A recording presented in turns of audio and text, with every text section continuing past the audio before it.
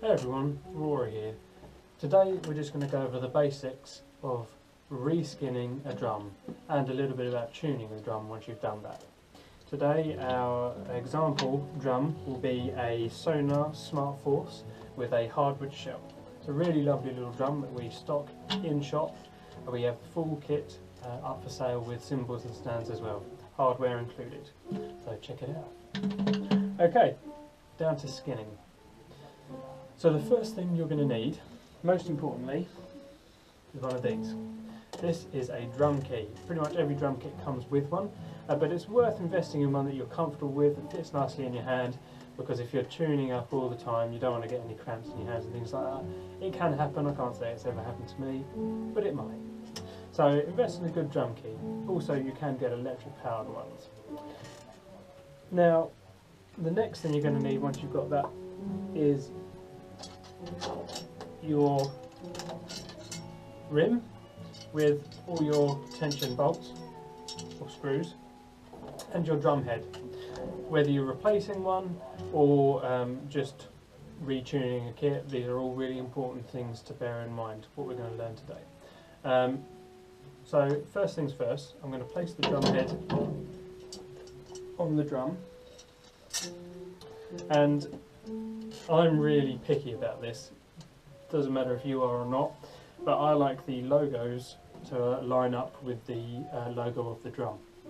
So you can see I'll have the Sonar logo for the drum skin lined up with that badge there, just because I think it looks nicer.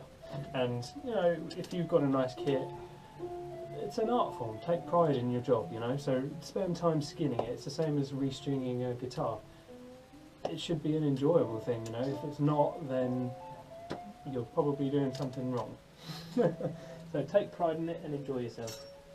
Okay, now I've kept all of the bolts in because I'm lazy. So what we're going to do is we're just going to get everything lined up. So all of the tension screws in the holes.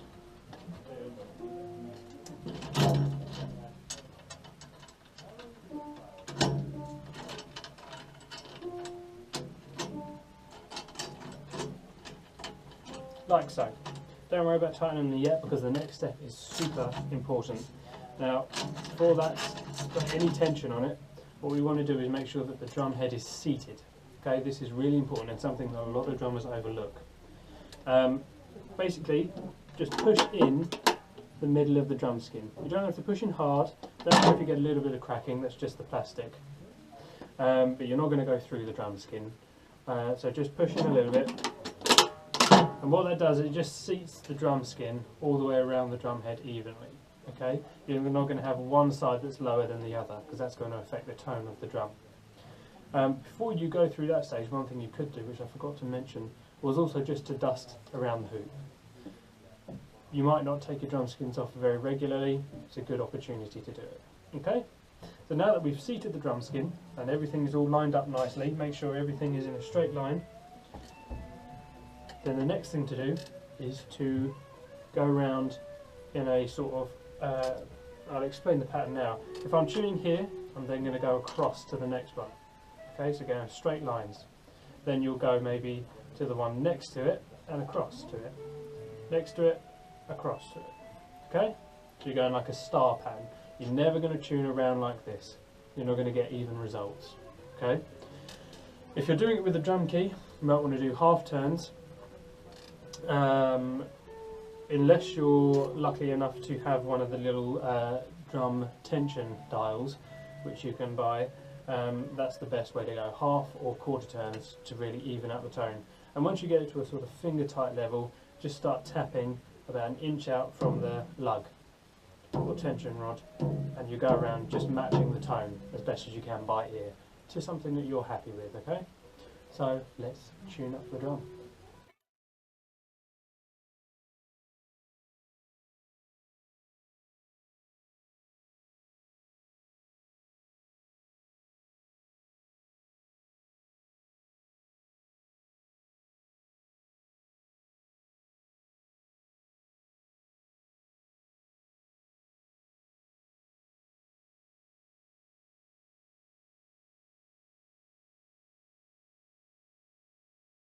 Okay, so now I've got all of the tension bolts to finger tight.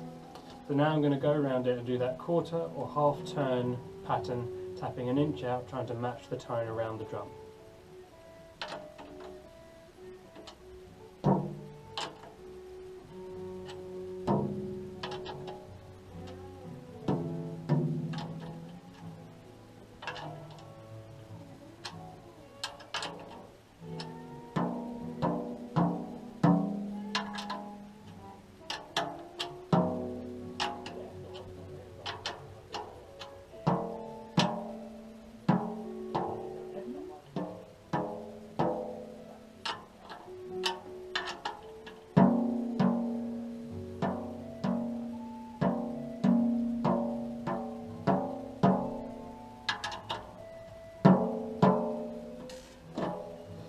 Okay, so there we have it, a relatively easy tune-up system.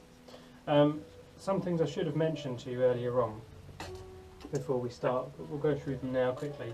When you're picking drum skins, it can be very tricky to know what you're buying or what you want to buy. The drum skin that goes on the top, so the drum skin that you will actually hit, is called the batter head. The drum skin on the underside is referred to as the resonant head or res head. This is only different on a snare drum. Again, the top side of a snare drum will be referred to as the drum, or the batter head, sorry, but the bottom side will be the snare head. The reason for that is because it's a lot thinner to enable the snare wires to rattle on the drum skin, okay, and to make a louder noise. So there you have it, tuned up drum. Once again, Sonar, Smart Force, hardwood shell, install. Hope that's helped and that you've learnt something from it. If you need any help, just let me know. Thanks again.